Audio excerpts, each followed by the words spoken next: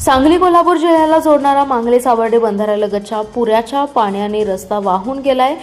वारणा नदीच्या पाणीपातळीत झालेल्या मोठ्या वाढीमुळे मांगले सावर्डे बंधाऱ्यालगतचा संपर्क रस्ता वाहून गेलाय। विशेषतः मांगले बाजूचा साईड रस्ता पाण्याच्या प्रचंड प्रवाहामुळे खचून वाहून गेल्याने या मार्गावरील वाहतूक पूर्णपणे बंद झाली आहे। गेल्या काही दिवसांपासून सुरू असलेल्या मुसळधार पावसामुळे वारणा नदी दुथडी भरून वाहते।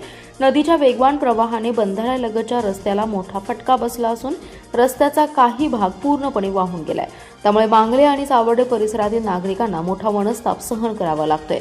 वारणा नदीला आलेल्या पुरामुळे मांगले सावर्डे बंधाऱ्यालगतचा संपर्क रस्ता वाहून गेला असून या नुकसानीमागे पाटबंधारे विभागाचा निष्काळजी कारभार कारणीभूत असल्याचा आरोप स्थानिक नागरिकांकडून करण्यात येतोय। स्थानिकांच्या म्हणण्यानुसार वारणा नदीला पूर येण्यापूर्वीच मांगले सावर्डे बंधाऱ्यात बॅरिगेड टाकण्यात आले होते। मात्र नदीच्या पाणी पातळीत वाढ होण्यापूर्वी ते वेळेत काढून न घेतल्याने पाण्याचा वेग आणि दाब वाढला।